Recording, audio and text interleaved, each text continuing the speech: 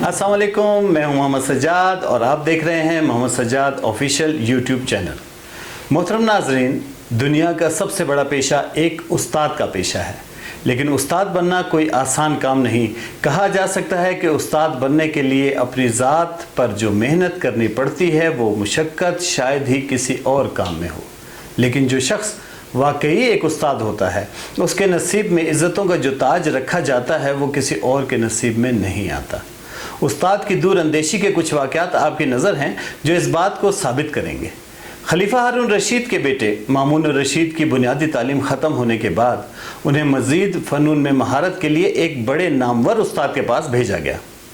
पहले ही दिन उस्ताद ने मामून रशीद को बिला वजह एक छड़ी ज़ोर से मार दी। मामून रशीद बिलबिला उठे और बोले, उस्ताद जी मुझसे क्या ख़ता सरजद हुई? उस्ताद जी बोले, चुप, खामोशी से अपनी जगह बैठ जाओ। बिना गलती की छड़ी मामून रशीद के जहन पर छप कर रह गई।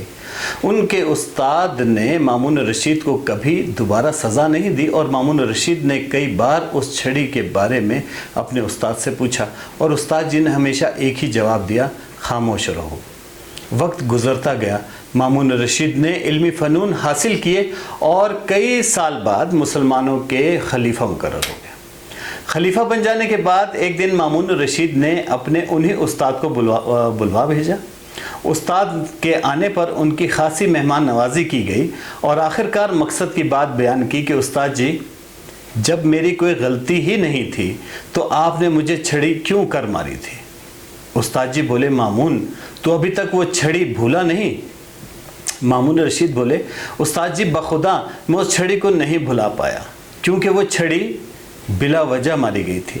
उस्ताद जी मुस्कुराए और बोले, तुम्हारी ज़ात के असरात और अक्लमंदी से मैं जान गया था कि एक न एक दिन तुम्हें सरदारी का बहुत बड़ा रुतबा अता किया जाएगा।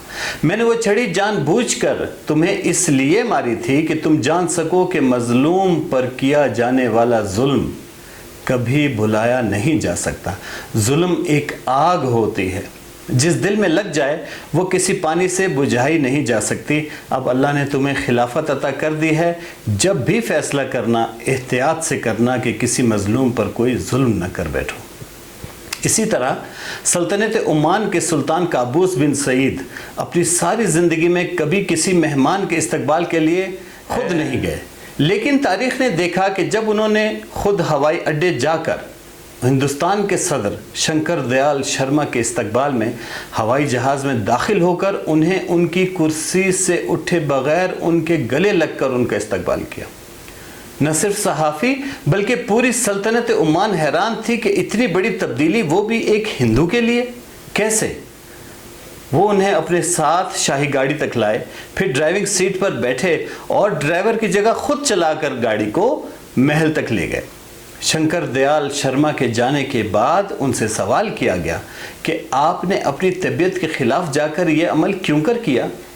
तो सुल्तान बिन काबूस बोले कि उन्होंने अपनी बुनियादी तालीम भारत के शहर पूना में हासिल की थी और शंकर दयाल शर्मा उनके उस्ताद हुआ करते थे। शंकर दयाल शर्मा ने सिर्फ सबक नहीं पढ़ाया बल्कि ज़िंदगी गुजारने का जो सलीका सिखाया वो मैं आज तक नहीं भूला। मेरी नज़र में शंकर दयाल शर्मा की वो इज़्ज़त है कि वो मुझसे कोई भी फरमाइश करते वो मेरे लिए हुक्म का दर्जा रखती। ज़्यादा अरसा पुरानी बात नहीं है, रूस के सदर प्यूटन इस्तकबाल में आए लोगों में घिरे हुए थे कि उन्हें अपनी एक उस्तानी नज़र आ गई जो काफ़ी ज़ईफ़ हो चुकी थी। प्यूटन ने गार्ड्स के घेरे को तोड़ा और भागते हुए अपनी उस्तानी को गले लगा लिया। उस्तानी की आंखों में आंसू थे और प्यूटन उन्हें हमरा लिए ऐसे चले आते थे जैसे किसी मलका के ग़ुलाम हों। वो बार बार अपनी उस्तानी का हाथ चूम रहे थे और सारा मजमा दम बखुद खड़ा ये माजरा देख रहा था। कोई शक नहीं कि उस्ताद को रब्बे ताला ने बड़ी इज़्ज़तों से नवाजा है, लेकिन शर्त यह है कि तालीम व तरबियत करने वाला वो शख्स वाकई एक उस्ताद भी हो। आप चैनल पर नए हैं तो चैनल को सब्सक्राइब कर लें, बेल आइकन को प्रेस कर लें ताकि आप भी इस चैनल का हिस्सा बन सकें और अक्सर आने वाली नसीहत भरी वीडियोस से फ़ायदा उठा सकें। خوشیوں کو صرف خود تک محدود نہ رکھیں، اپنے دامن کی خوشیوں کو تقسیم کرتے رہیں۔ فی امان اللہ۔